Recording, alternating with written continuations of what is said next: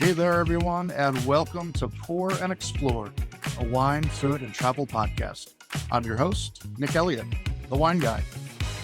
I'd love to be your go-to guide for all things wine, food, and the amazing places they take us.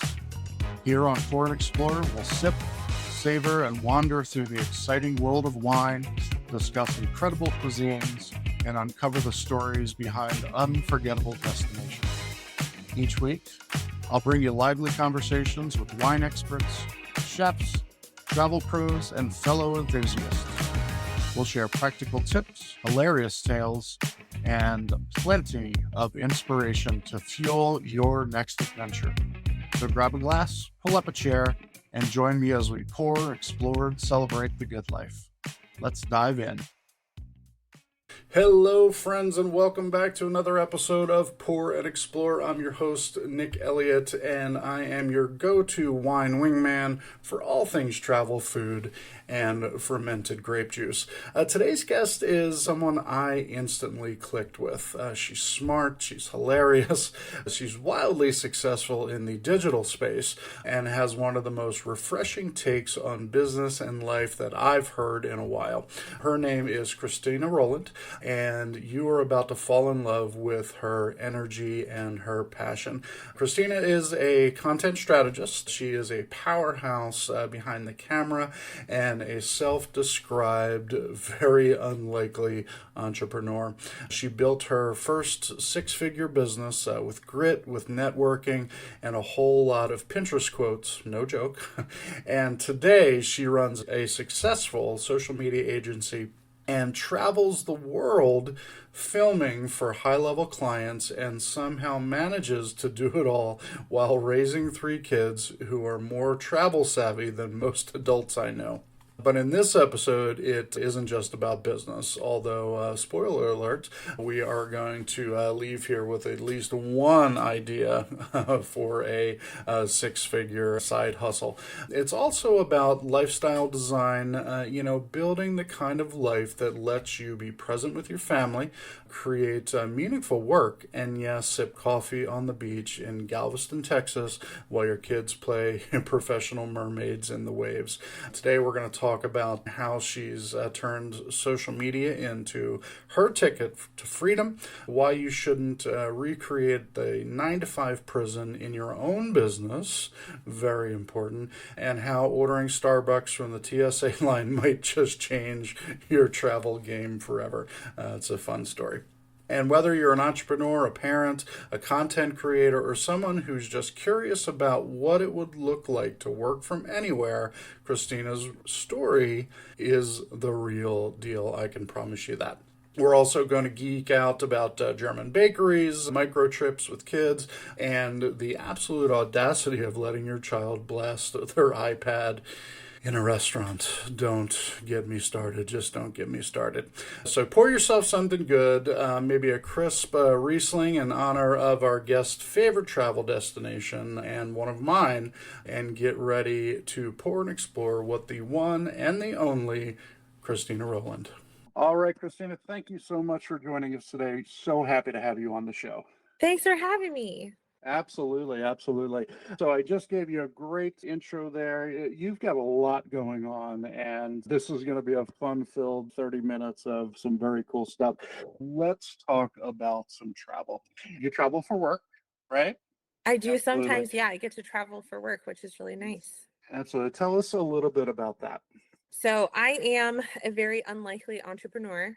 I was very much supposed to be part of corporate, got thrown out of there kicking and screaming, which is another story for another time.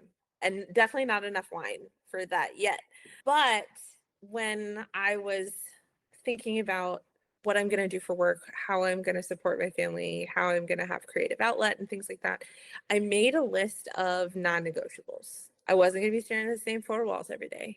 And I wasn't going to have to ask for permission to take off time to hang out and travel and do things with my kids and my husband. Wasn't going to do that. And I was like, well, and if I don't want to have to ask off, I also kind of want to be able to go wherever it is that I want to go. And understanding that there are some opportunities that allow you to travel for work instead of just working to travel. Hmm. Like that sounded really interesting too. And so it was a little bit by design, but it was a lot that I built a reputation for myself, and I started getting clients in other zip codes. I'm from Colorado. So Hmm. that led to some mountain travel. It's like, oh, well, let's do a little mountain getaway to Vail or Aspen or anywhere but Denver. And then that evolved into different states, and then eventually clients in different countries. And so that's when it gets really fun, when you have them in not just different time zones but different passport stamps, like you need a visa to get there. I'm like, yes, Yes. this is great. And so it was just kind of like an evolution over time, where I provided a good service, people told other people about it or saw the results, and I got invited from a lot of different places.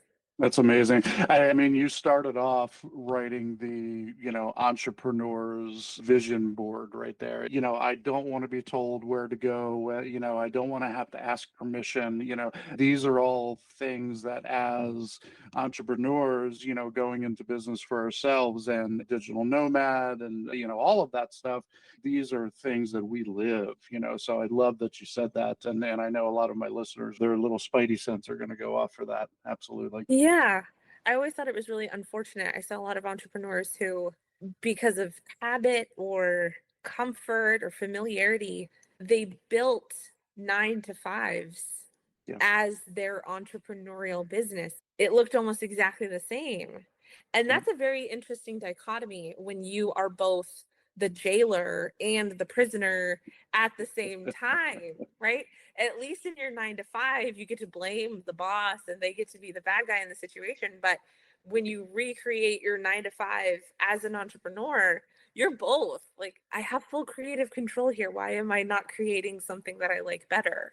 Absolutely. And that Absolutely. mindset has really, really helped me a lot along the journey, I think. Most definitely. I talk a lot about comfort zones on this show, and that is another facet of comfort zone that people need to realize. Going into entrepreneurship, opening your own business, it's all about being able to create it the way that you want to create it. And I know exactly what you're talking about. So many of us fall back into that lifestyle. I have to do it this way. My customers are only going to be available between 9 and 5, and that kind of thing, which absolutely isn't true. It's definitely not true. You talked a little bit about how you're doing it. Your job is content creation. You're out Yeah. there helping folks, be stars on the internet through photography, videography. Tell us a little bit about that. Yeah. So I had a regular brick and mortar business. That was my first go into entrepreneurship. And I spent so much money on the brick and mortar that I had Hmm. nothing left over for advertising or marketing or Yep. any of this kind of stuff. And so I did two things. I was at every single networking event Yes. within a 50-mile radius of my house, the ones at 7 o'clock in the morning Hmm. and the mixers at 7 o'clock at night. So I did that, and I would talk about my business on social media. Now, this was back when you could get an inspiring image, like an inspirational quote off of Pinterest, and post that on your Facebook page, and 17 appointments showed up. Like, Yep. this was the absolute gold rush of social media, but that changed over time. It evolved. You had to get, it's Hmm. gotten more sophisticated since then. And I built a multi six-figure business that was only off of the networking and social media. And eventually, after COVID, it was just social media because the networking went away. That is how I learned how to do that process. And because I was doing so much networking, and at the time it was a finance company, so it was like life Hmm. insurance and investments, and nobody wants to talk about that. It is like literally the most boring thing in the world to talk about. Everybody should have it, please, like asterisks, but Yes. boring as all get out. Like even I don't want to talk about that. And so when it came time to talk about business and things like that, everybody gets a 5-minute presentation every 45 weeks. You know how it is at the networking things. I would Yep. always talk about social media. I would always talk about the things that I was doing on social media. And that was just way more well received, which led to people asking, like, how do you do that? So I stumbled into, again, very unlikely entrepreneur, I stumbled into a social media consulting agency Wow. where I would help people kind of, hey, your brand needs this, or you need to talk to an ideal client. You're posting just to post. Nobody cares about your widget. They want to know what it'll do for them. Please tell them what it'll do for them. From that perspective, I got invited to do a lot more higher end consultative work where it was, would you please run my social media for me? Please come to this event. I like how you take pictures. I like how your videos look. And that's what it has evolved into a lot more now, where I get flown across the world. I get the accommodations paid for, Right. paid to be there, and I just get to play on my phone all day. It's a lot of, like, there are a lot of worse ways to go about things A than 100%. all of that. We talk about digital entrepreneurship and, being your own boss. And I mean, you're someone who went out there and just grabbed it and ran with it. That is absolutely fantastic. Love that. I do too. I've loved it quite a bit, and it gave me a lot of freedom, especially I know COVID was hard for a lot of people Yeah. financially. It was not for us. Bless up that it Yeah. was not, Yeah. and it was because I was already in the digital space so much. And Yeah. so when things switched from in person to the digital space, it's a really safe frontier now. I didn't know it at the time back in, 2016, 2017, 2018, but it is some of the most stable ground that there is out there as an entrepreneur is the digital space. Yes, I couldn't agree more.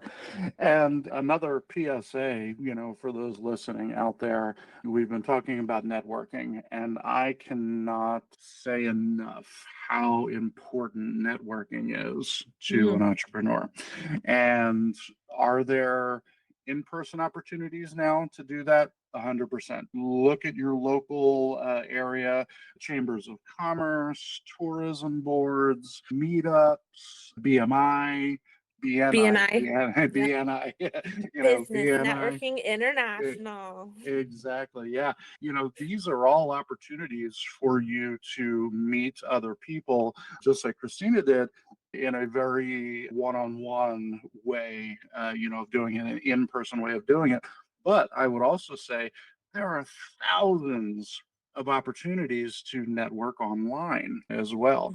And there's a platform called alignable.com that I love because I get to meet people from all over the country, all over North America, all over the world that I would not have met without that platform. LinkedIn, of course, I mean, we could go on for hours, but network, network, network is what I'm trying to say. If you want to be a successful entrepreneur, you have to get out there and meet people.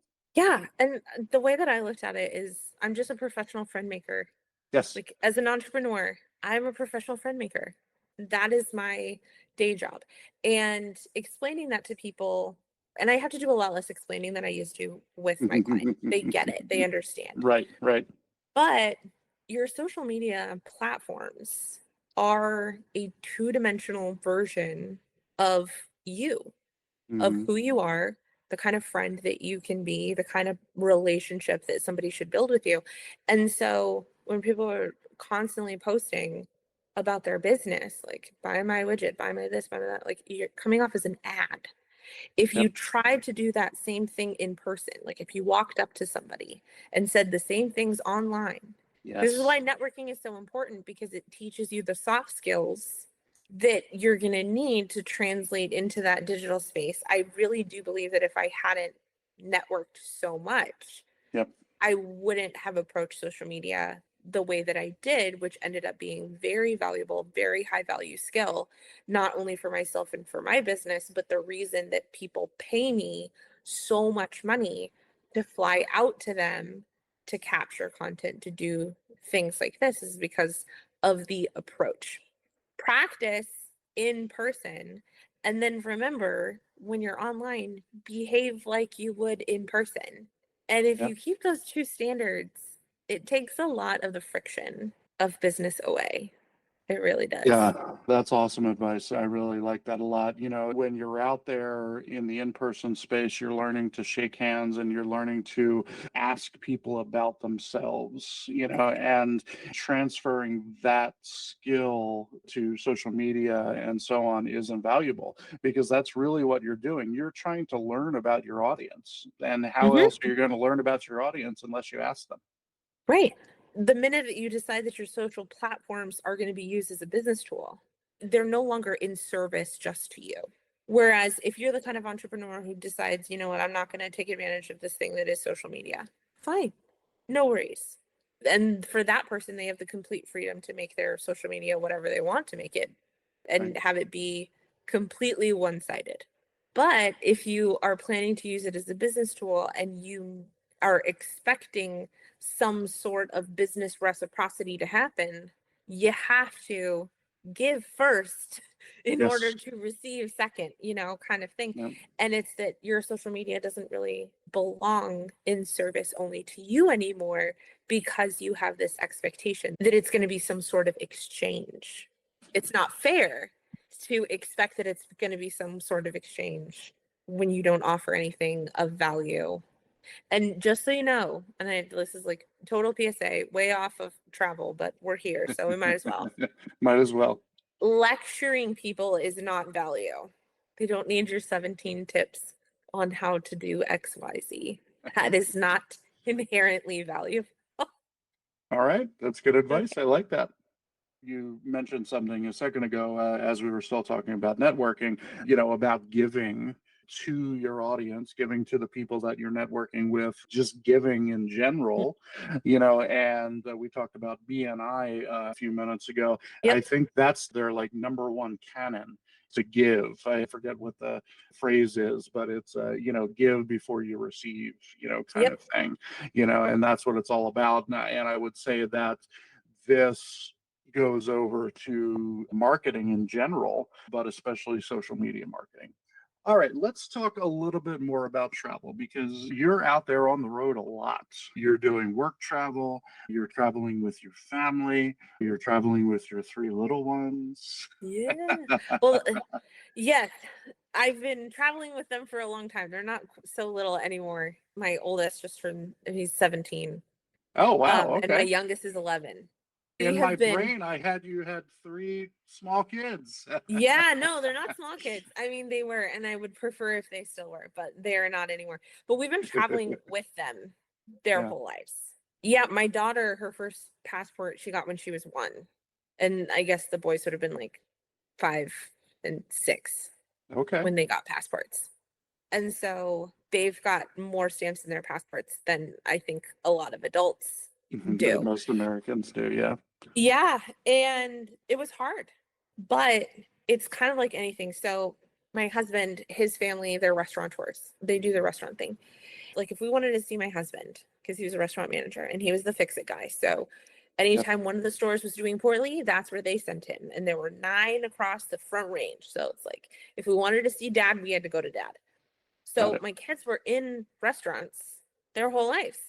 And so people would marvel about how well behaved they were in the restaurants. Yes. They're just in restaurants a lot. Like they have a lot of practice doing this kind of thing.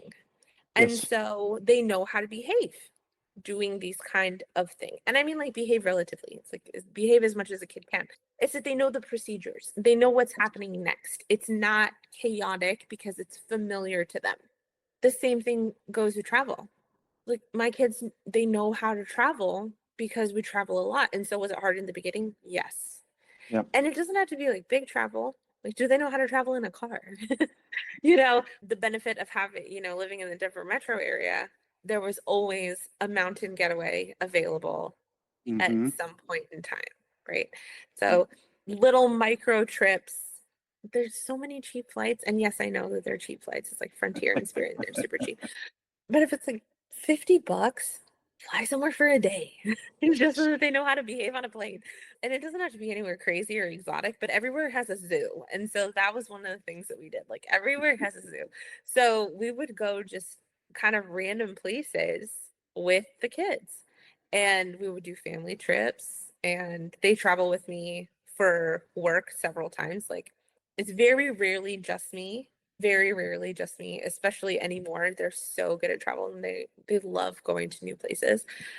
But if it very ever rarely just me, my husband and I, like, I took him to Costa Rica with one of my clients last January. It's like, yes, I would absolutely love to come film your retreat and make all of your social media posts and, all of your great content, but I'm not traveling internationally without my husband. That's not Mm-hmm. happening. It's like, oh, of course, absolutely. So it's like they pay for me, they pay for the husband, all of our hotel, all of the food, transfer to and from the airport, all of this, plus I'm being paid to be there. It's like, Yep. great, amazing, phenomenal. They don't cover the whole family most of the time, but Sure, with all the sure. points and everything and all of this kind of stuff, it works out so much better now. Love But it. I don't think that it would be that way if they weren't so good at it, because it would be a pain in the butt for me. It's like, I'm working, I don't need the stress on top of it, but they're so practiced at it. Yep. And that's just anything, right? Like, the more you do Oh, it, the better you get. of course. I mean, just kids being in a restaurant. I took my wife to lunch yesterday, and as two restaurant people ourselves, we used to own a restaurant, and we were at lunch yesterday, and there's kids banging their forks together and screaming. People, don't do that. Don't let your kids do that. Come on. Well, at the risk of completely pissing off a ton of people, I don't want to hear their iPad either. Oh, 100%. Yes. I don't want to hear their iPad. Like, one, I think they could go an hour without the iPad, touch some grass, Yes. lick a dirt, like kiss a Or, rock, or come on. something, right? But Headphones. headphones, Headphones. headphones, We were out to dinner headphones. a couple of months ago, and there's a family there. I mean, there was probably 10 of them at the table, and one of the kids was playing their, the games. That's do do do do do do, and we asked to move, because we couldn't take it anymore. It's Yeah. parents, stop letting your children do that. It's being conscientious in community spaces. It's like, Yes. whatever you do inside your house, like, whatever. Yes. But when you're in a place where everybody is sharing this space, knowing how to share space well, Mm-hmm. that is what I'm talking about. Like, that Yes. is the life skill Yes. that traveling has given my children. They know how to share the world with the other people who live here. And Yep. this is why people compliment that, because that is a very important life skill for success. Yep. How well you can share the space with other people. Teaching your children how to share space with the rest of the world, I think covers what we're talking about. Yeah, A absolutely. 100%. 100%. But the other one is ordering your Starbucks in the TSA line so that it's ready for you when you get there. Okay. That is the other one. Order it as you're on one side of TSA, and by the time you get through and your shoes on, and you should be good at that, okay? Yeah, yeah. We need like a practice area for the people who don't know how to take off their shoes. And stop wearing your buckle boots to This is what I'm talking about. Like, yeah, this is the kind yeah. of stuff that we need at school. We need taxes, how to open a checking account, how to write a check, how to get through TSA.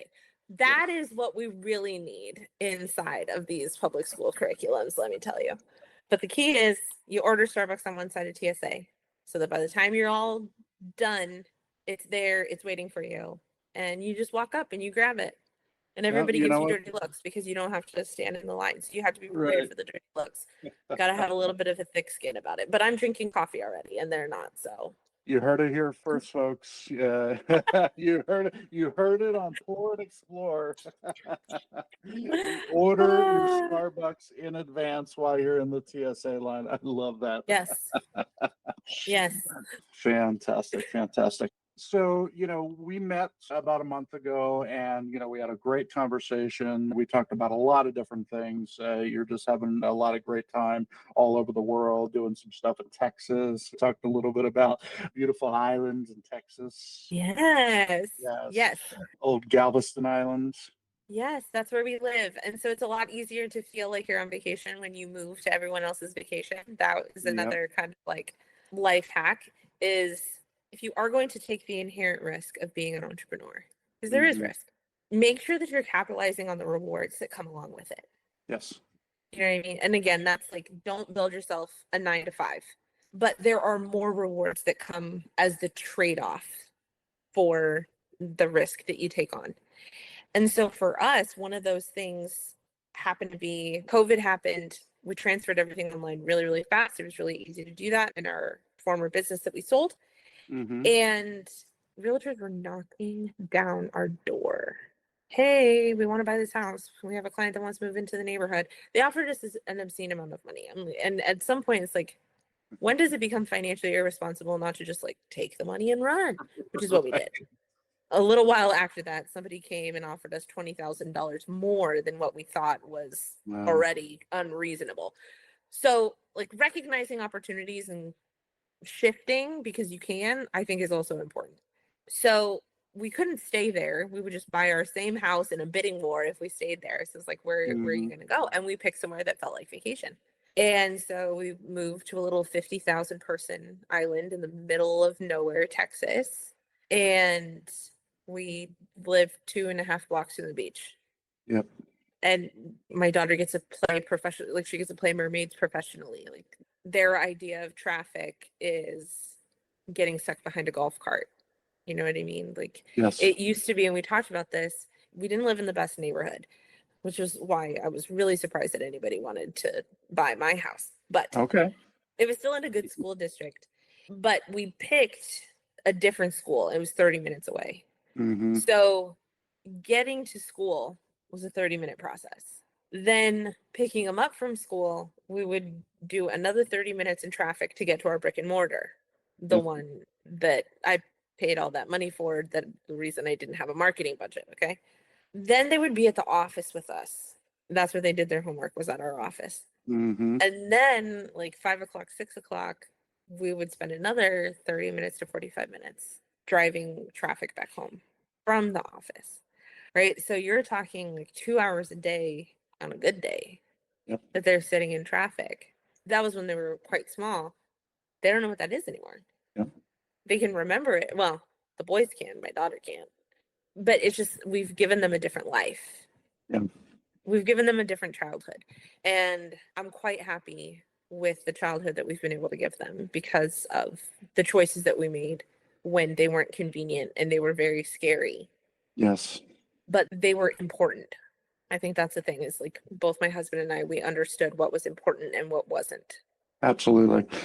And there are so many people out there, who are afraid to go into entrepreneurship for, whether it be financial reasons or, where they live, what family they're in, this, that, and the other. And there are a lot of reasons not to be an entrepreneur. But I would say, and I think you're supportive in this, is that there are a lot more reasons to go into entrepreneurship than the reasons not to. Yeah, especially with the resources that we have available right now. Digital is the modern day gold rush. Yep.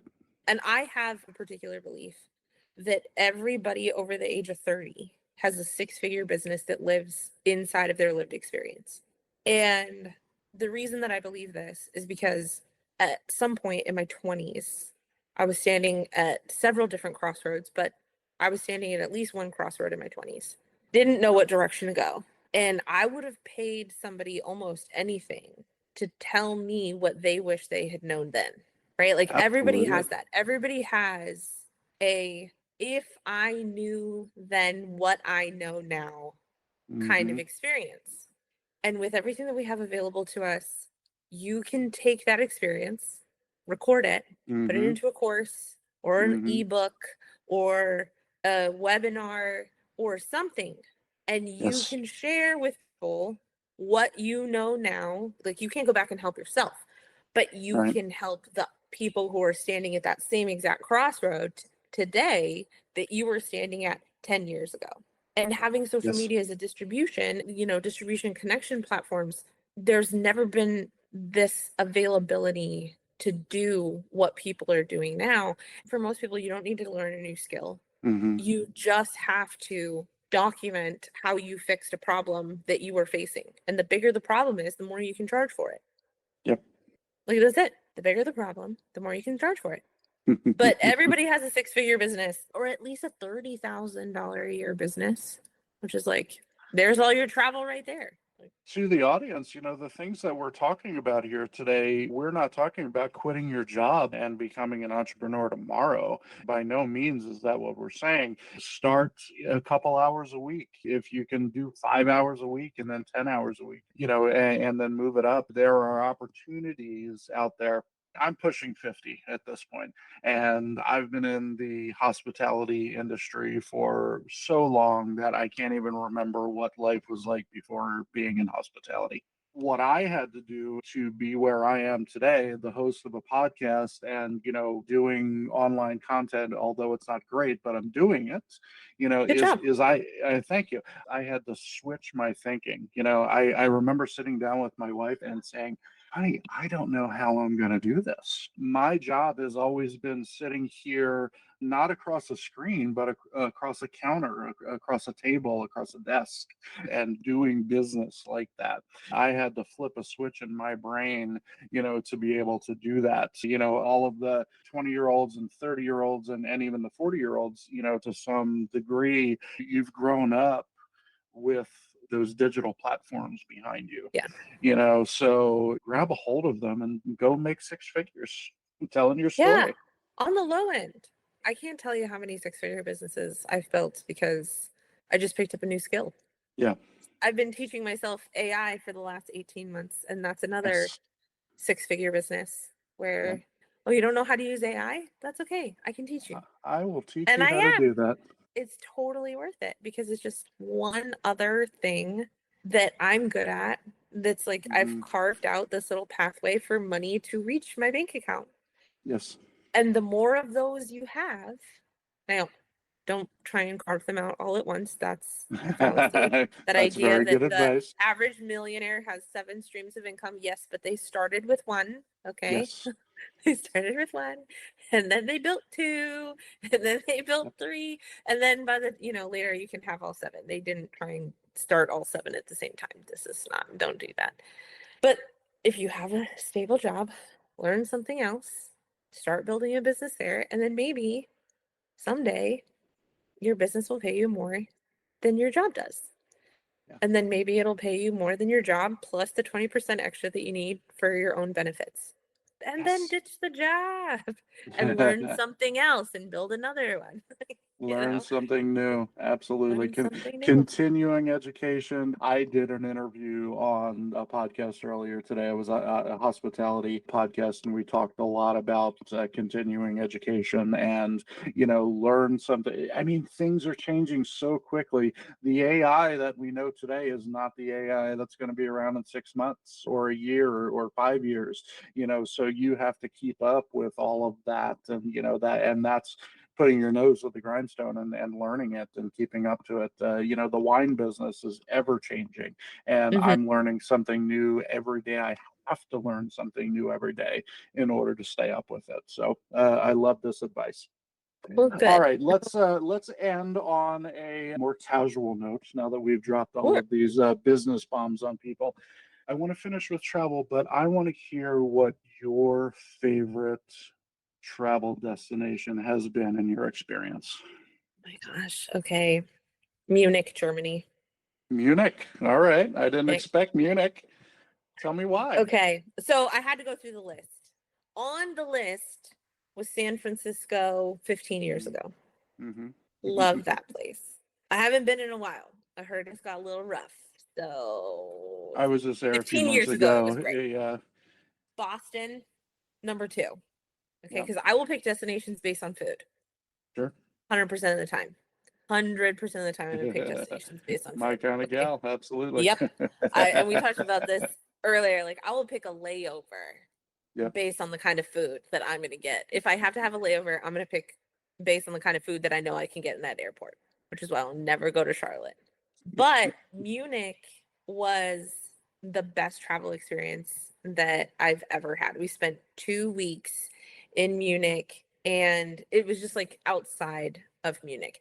Sure. But where it is in southern Germany, in Bavaria, the food is amazing. Okay. Yes. Every day you're going down to the bakery to get your bread. The steak that you're eating that night comes from a ranch less than a mile and a half up the street. And it's because they use the train system for passenger and they don't allow semis to travel on the highways because it causes a lot of damage. So, like, moving things either by freight or by semi does not really happen there. So all of the food is local. We went during asparagus season. Like, look into it a little bit. I love asparagus. Not everybody, but they also, it's white asparagus. It's not White green asparagus, asparagus. yep. Okay? But we went to an asparagus buffet. I swear they had asparagus 45 different ways and almost nothing else. So, like, make sure that you pick a season. We went at the beginning of May. We got there on May Day and we left 2 weeks after that. But it's the feeling that you have there. I've never been anywhere else that also felt like home when I was traveling. And it wasn't that I knew the railway system, and it's not that I was comfortable with the language, because the only thing that I really learned how to say is mein Deutsch ist sehr schlecht, which means my German is very bad. Okay. Oh, and nach einmal, which means I want another beer. Okay. That I also learned. Nach einmal. Very important. But other than those two things, it was the people. There's a competition. Okay, there's a competition to be the cutest little town in all of Bavaria every single year. And every year they get bragging rights if theirs is the cutest little town in all of Bavaria. It really does feel like a community. It feels like a community in a deeper way than I have ever experienced before. And so that's what made it my best travel experience. I was traveling, I was seeing new things, I was eating new stuff, I was doing all of like the fun that comes along with it without the homesick, the anxiety, the fish out of water feeling that you can get sometimes depending on where you go. Sure. And so that's why it was the best. Wow, I love that story, and I'm going to lock that away. I've not been to Munich yet, but I've been to Frankfurt, et cetera, and then just absolutely. Germany's an amazing country. Period. I love it, but it's a Yeah, very different vibe in northern Germany than it is in southern Germany. it is. It is Very absolutely different vibe. If you go, there's a little town called Hausum, and that is like the best little town in all of southern Germany. And they have this it's like a local thing. They have these what are called Spitzbuben cookies. And it means little rascals. And what it is a like a cross between a shortbread and a sugar cookie. And it's a sandwich cookie. And they put some like tart jam in between the little sandwiches, and they give that a good dusting of powdered sugar. And it became the theme of the trip is that I had to, at every stop, every shop, to see which one had the best one. And the bakery in Hausum had the best Spitzbuben cookies of all of the 1545 that I might have tried while I was You out get your there. Spitzbuben journal out. When you have those kind of details, that's how you can tell that it's like Yes. really, it was a good experience. If you can remember those little things, and that's what Yes. travel's all about. You know, we have cameras nowadays attached to our hips, and we can remember, but the feelings and all of that stuff, just amazing advice. We're going to be in Germany in November, and we're doing a cruise along the Rhine. It's one of my wine cruises that I do, and I'm super excited to go. I've not seen that part of Germany, and I'm super excited about it. We're going to be in Cologne, Rudesheim. It's going to be absolutely fantastic. I'm excited about it. Yeah, when you get there, you just tell them knock ein Mal and they'll keep the drinks coming. Bring us another beer. They will keep the drinks coming for you. Oh my goodness. Well, this has been such an awesome conversation. I really, really appreciate your time. Thank you so much for being on the show. Thanks for having me. I had a blast. Absolutely. I absolutely loved this conversation with Christina because it wasn't just practical, it was personal. She's proof that building a business doesn't have to look a certain way. I believe that to the fiber of my being. Absolutely. You can do it all while raising a family, hopping on planes, filming TikToks, and still having the time to argue over the best bakeries in Bavaria. Say that 3 times fast. Here's what I hope that you take away from this. You don't have to wait until things are perfect to start something new. That's number 1. Number 2, you can design your life to include travel, include freedom, and include time with the people that you love. We're more flexible now than we ever have been as a workforce, and I really want that to sink in for you. And if your kids are melting down in public, pack a pair of headphones, please. If this episode sparked something for you, let us know. Snap a screenshot, share it on your social media page, tag both of us. Christina, she's at Christina with a K, Rowland, Rowland. You're going to find that down here in the show notes. And of course, you know where to find me online. Those will also be in the show notes. And hey, if you're someone who's dreaming about working from anywhere, or if you already are, I want to hear your story. DM me or shoot me an email. Who knows? You might very well be my next guest on Pour and Explore. Until next time, keep the stories flowing and the wine pouring. And as always, keep wondering and wandering. Cheers, everybody. Thank you so much for tuning into this episode of Pour and Explore. I'd love to hear your thoughts, your stories, and your questions. So you can drop me a line at cheers@thewineguy.vin. That's cheers@thewineguy.vin. Or let's connect on TikTok, Instagram, or Facebook. Grab those links on my website at thewineguy.vin. Until next time, let's keep wondering and wandering. Cheers, everyone.